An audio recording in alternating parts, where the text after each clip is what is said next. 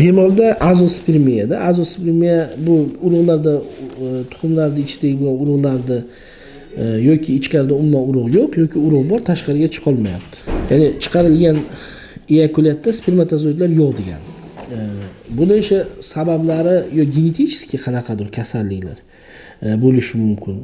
Yoki keyin hayotdan orttirib olingan kasalliklardan yoki bo'lmasam bu yerda o'sha tuxumga keladigan kanalni yo'l yopilib qolgan bo'lishi mumkin. Skoriye всего bu kishida. Ya'ni bizda azospermiya degani mana bu tuxumlar, shuning ichidan urug'lar chiqmaslik.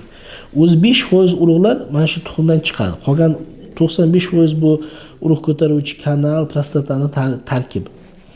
Bu bemorda hozir mana shu urug'lar tashqariga yetarli darajada yoki chiqmayapti. Mana bu urug' ko'taruvchi kanal yopilib qolgan bo'lishligi mumkin. Qanaqadir yoshligiga travma bo'lgan yoki ona qonda nimadir bo'lgan yoki bo'lmasam ichkarida urug'larning soni kam, tashqariga yetarli darajada chiqa olmayapti yoki umuman urug'lar yo'q.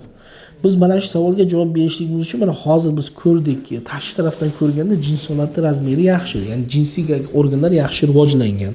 Tuxumda razmeri katta, gormonlar mana analizlar topshirgansizlar.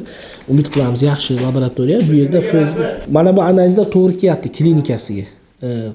Biz ko'rgan narsaga-da, ya'ni testosteron darajasi yaxshi, gormonlar bo'limi yaxshi ishlayapti, FSG ko'tarilishni boshladi, lekin normada 12 dan baland bo'lmasa kerak, 10 uje kompensatsiya degan narsa bor, ya'ni ishlamasa sal signal berishni boshlaydi. Hozir nima qilish kerak? Birinchi navbatda biz aniqlashimiz kerak. Haqiqatda ham bu narsani qanday qilib davolasa bo'ladi? Buni dori bilan davolashning ilojisi 99% holda ilojisi yo'q. Yozgan dorilar harakat qilib ko'rib, lekin bunaqa dorilar prosta nomiga olib qolasiz, evarikatsiya ham muammoni hal qilmaydi. Bitta yo'li bor bu narsani davolashning. Mana bu tuxumni ichini ochamiz, ichkaridan urug'larni mana bu kanallarni ko'ryapsiz-ku, shu kanallarning ichidan urug'larni olib mikroskopda olib ko'ramiz. Chiqsa muzlatamiz, oilasiga eko qilib ekamiz.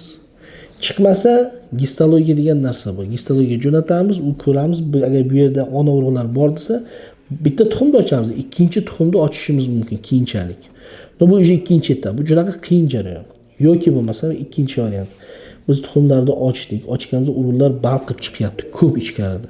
Demak, yo'l to'siq bo'lishi mumkin. Mana bu kanalni kesamizda tagida mana bu yerda to'siqlik bo'lishi mumkin pastda. Biz bu yerga fizrastor jo'natamiz. Agar fizrastor o'tsa, demak bu yer to'silib qolgan. Buni olib mana bu yerga tikishimiz mumkin. O'shanda ki o'zini o'zi urug'lar, ya'ni 60% hollarda urug'lar tashqariga chiqishi mumkin. Buni otini vazifa diagnostikasi. Endi buni hammasi operatsiyada vaqtida bo'ladi, lekin operatsiyadan oldingi qadamlar to'g'ri qo'yilishi kerak.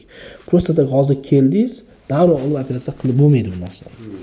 Birinchi qilinadigan ish bu yerda hozir biz mana gormonlarni yana biz gormonlar даже kerak emas, to'g'ri kelyapti, bu analizlar o'tadi, хорошо.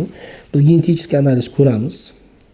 Genetik degani bu kishida mana hozir qarang, u nima ham bekorga u skolyoz bermagan. Qanaqadir genetik kasallar bor-da, o'sha 46XY degan bo'lish kerak. Genetika topshirganmisizlar analiz?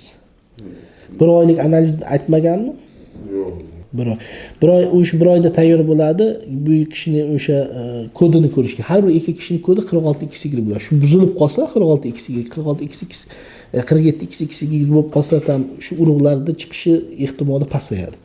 Keyin AZF degan narsa bor. AZFda ABC degan regionlar bor. Shu regionlar ham buzilsa, agar A'si buzilsa biz даже operatsiyaga ham olmaymiz. Bu yerda 99% hollarda ular ossiz ham chiqmaydi.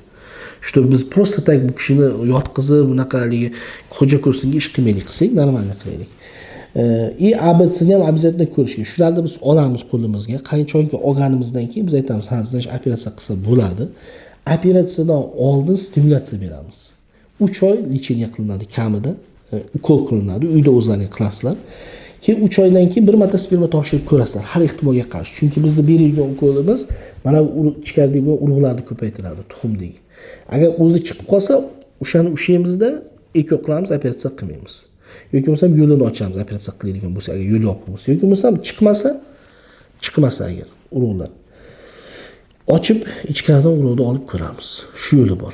Hozir tuxumini o'ziga qilib ko'ramiz, prostatasini ko'ramiz, chunki bular hammasi bir-biriga bog'liq. Topshirmagan analizda mazot, androflor topshirish kerak va genetikani ko'rish kerak. Xo'shim, men sizlarga mana tushuntirdim. Faqat bor yo'li shu. Misol bunaqa umid berib, hozir mana bunday qilib qo'yamiz demaymiz. Agar shunga rozi bo'lsalaring, men oxirigacha ishlayman, lekin oxirgi endi hamma narsa Xudodan taki. Biz qo'limizdan kelgani shu. Hozir rivojlangan tibbiyot faqat shu narsani tavsiya bera oladi. O'shani biz sizga ayta olamiz. Da, albatta harakat qilamiz, biz umid qilamiz urug'lar chiqishini, lekin bu bizning qo'limizda. Bizning qo'limizda nima sabab bo'lsa, shuni qilamiz. Mana shu sabablar. Tushundingiz-a? Ya'ni hali beri operatsiyaga bu yerda keyin yana bitta narsa. Bu analizlardan topshirishdan maqsad yana bitta narsaki, ertaga даже sizlar aytsalarki, farzand qilmaymiz, kerak emas baka bu narsalar qiyin narsa ekan, noaniq ekan desalar, lekin mana bu analizlar topshirish kerak. Chunki bu analizda ertangi hayot sifatiga ham ta'sir qiladi.